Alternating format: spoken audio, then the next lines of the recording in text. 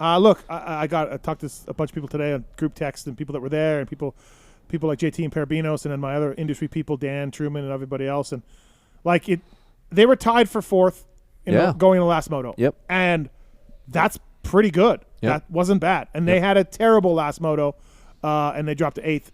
Honestly, we talked about it last week, I thought they could podium if everything went right. And I wasn't far off with that fourth and everything going right. But then, crappy third moto, and it was all she wrote. Now, AP's fifth in Moto 1 was impressive. It was a close. He was up there for a long time. He was right in the mix. He was battling, right? Practice didn't go well for those guys. The qualifying practices and everything else didn't go that well. Though they rode pretty well, AP in that first moto. And then his second moto, I swear he crashed. I even tweeted it out because I didn't look at individual lap times. I was watching the race. But I'm like, well, he dropped anchor about halfway. And I'm like, he probably fell, bent up his bike, bent up his body. And then because he was dropping. And it turns out he just had arm pump. And, that's a rough road. All of our guys did. Yeah. All of our guys had arm pump. And I didn't listen to a lot of the post-race, interviews with these guys. But just from what I've seen, and if you watch Christian's first moto, he screwed up that inside rut off the off-camber 3 laps in a row. And JT mentioned it on the broadcast. Yep. And then even before that, I was watching Christian's bike. You watch AP's bike. Our stuff looked way too rigid for what they were riding. Yeah. It just, Christian's bike would not settle in any of those ruts because if you look inside those ruts, they probably were filled with square edge shit. And that's similar to what we ride out here on the West Coast. But dudes are training at Baker's in Florida. Yeah. They hit a fucking wall when they went to France. What just happened? Well, I think you're right. But I think that's not going to change because of our influence of Supercross. When you watch the GPs all year, and you watch more than I do, those bikes, they rock, they teeter-totter, they're soft, they sort of flow with the track.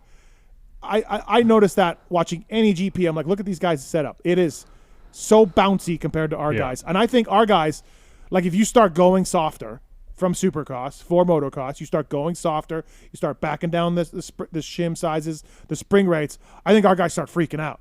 If you were to actually bolt on Tim Geiser's suspension on a Honda, I bet you those guys would lose their minds. But what would you rather have, the arm pump, or would you rather soften it up? But I don't think you can show up for Destinations with a whole new Euro setup. Those guys they need to ride with it. They need to get used to it. I think it's not a bad idea, but I think just in general, all of our American-based guys' stuff is too stiff. Yes, our frames. So if you look at those guys, and if we're riding production frames, let's say they are, right, air quotes. I still think they do stuff to these frames, but the rigidity of the stock KTM Husqvarna frame is high. Yeah. These GP guys, they have whole different frames, longer frames, softer frames, shorter frames, whatever track they're on. Yeah. It's totally different. So their bikes looked way more compliant than our bikes. Yeah. Ours was deflecting off of things. AP, if you watch back on the first moto, even when he was up there, he couldn't pivot and turn very good. They looked rigid. They all looked rigid. There was no front traction for these guys. Now, okay, so you are right, but in a way, though, you look at Jet and you look at Kenny, American-based riders for a long time now, using their American setup. But I have a rebuttal for that.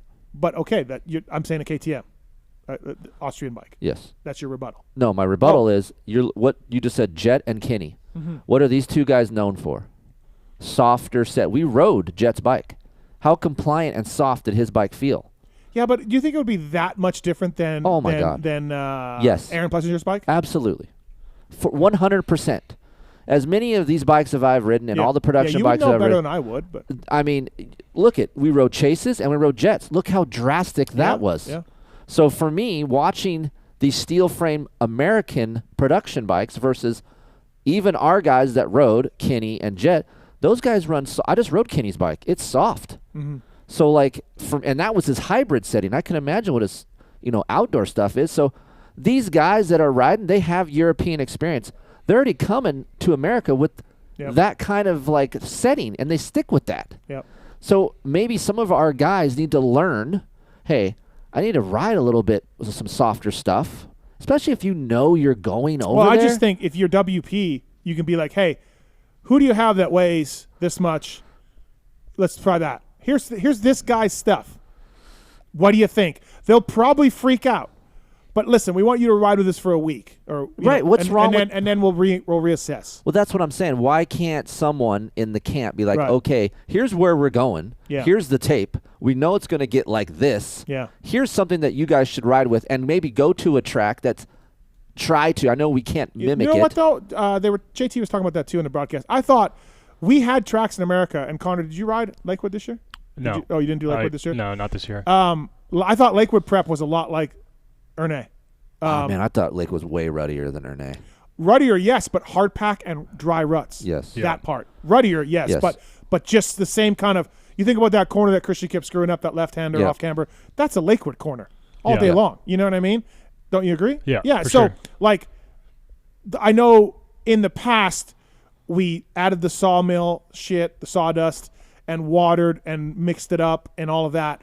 This year and last year we've gotten away from some of that prep. It started last year at Lakewood when they thought a big storm was coming. It Yeah. didn't come in, and the track was. Some guys were complaining about it. Yeah, some right. guys were, Yeah. but it's a different American type of prep. Correct. We carried it on to this year's nationals at some point. So, yes, I'm going to side with you a bit on the side with the people that said that the track was so different from what these guys ride. But there were some American tracks that weren't far off. But here's my problem: is none of our guys change their fucking setting. Right. They stick with the stiffness, right? They might Yeah. go and, hey, I got to try something. It's not working. And then they try it, and like you said, they freak out. Yeah. And like, I got to go back. Right. And then, Well, and the opposite is true. When Geyser came here to ride the Monster Cup, Yeah. they bolted on a set of Supercross stuff. he was like, holy shit. He said, take it off. Yeah. I cannot. And they're like, no. This is what need it. you need it. And he's like, nope. And he rode his motocross stuff in Monster Cup and ate shit. Right. Yeah. So the opposite is true. I'm not. Yes. Yeah. Yeah. The Euro guys, if they rode our stuff, would not. Well, that's Yeah. what I was going to say. Like, was it with Jet and Kenny? It had to have been their European influence from riding in GPs. They know that the track's going to be different. And Yeah, maybe. Did that track look fun to you to ride? Not really for me. no, not Saturday. No. Sunday, maybe a little bit. Okay.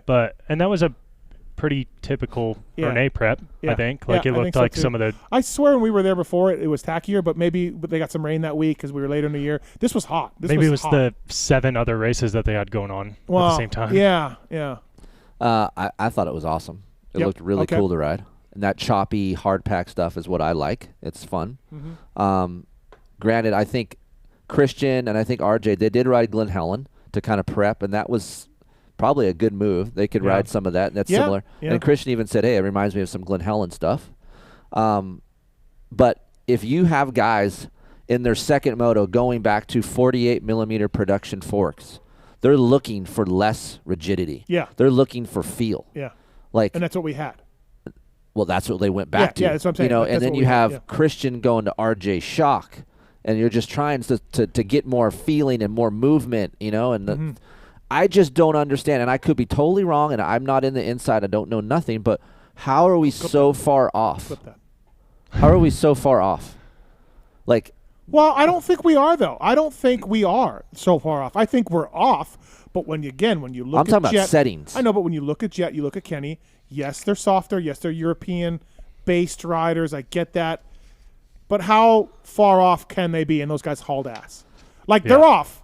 I'm not saying I just think no matter where we go, Mm-hmm. AP is better than what we saw, and the reason why he didn't go faster was because of bike setup. well, but okay, he got a fifth in the first moto. but I'm that- talking about second moto. Yeah, I know, but isn't that fifth about max for him? Yeah, In a world stage, like In he's a great MXGP rider. class, Yeah. Like he's a great rider. But you look at the guys that beat him, and he's not beating those guys. Well, yeah, and like first moto, looking at the results sheet, his best lap was only just over a second, and second moto was like 9. Yeah. should Yeah. Albie Ferrato beat Aaron Plessinger? Well, that was second moto. I don't overall though. Well, second moto, but It- no. it Second doesn't moto, matter. Second moto, he had arm pump. He was battling. Doesn't with matter. You Ferraro. didn't Yeah. crash. You got arm No, pump because your bike sucks. Okay, but what about the first moto? He did great. Okay, so what's What I'm saying is one good moto, one bad moto Yeah. equals a shitty overall. okay, to me? It equals like two separate issues. Not right. fresh. First moto. He did say the sun was bugging him in second First moto. moto too. not as rough. Last moto rough as shit. Yeah. Yeah. It's motocross, right? You got to adapt. These guys know. The team knows. I was shocked when I heard that there was no crash involved with AP. Yeah. I was shocked because he was not doing well out there.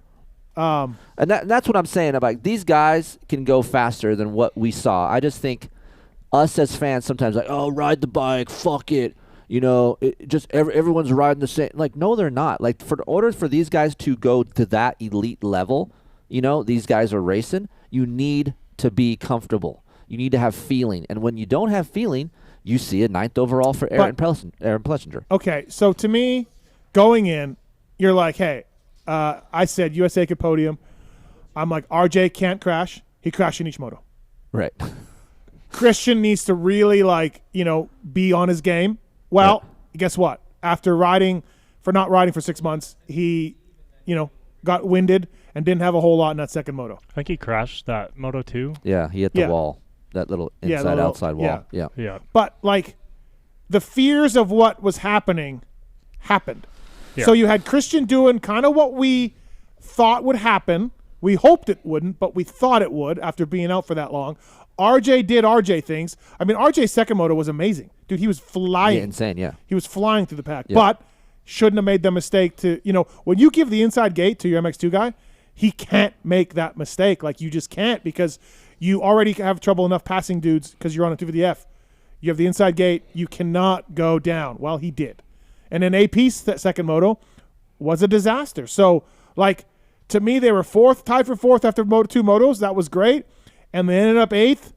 And it's like, like, like, what you're saying is correct. Like, everything but AP is about right. Yeah. I feel like AP should be 3rd, 4th, 5th in that area. And then you look at RJ, you're like, sure, 6th, I can see that. But you also can see RJ in 2nd or 3rd. Yes, no. Who beat him overall? Vial was not going to beat Vial. Hunter Lawrence. Okay. Kato Wolf. So he should beat Kato Wolf and Adamo, right? And Adamo. And then Langenfelder, and then RJ. Right, yeah. So to me, he's Hunter Lawrence speed. Yeah. Right. 2nd, 3rd, whatever. Maybe Hunter beats him. Maybe he beats Hunter. But you just can't make mistakes. And we thought he would make mistakes because he rides with his heart. He makes a lot of mistakes. And that's what he did.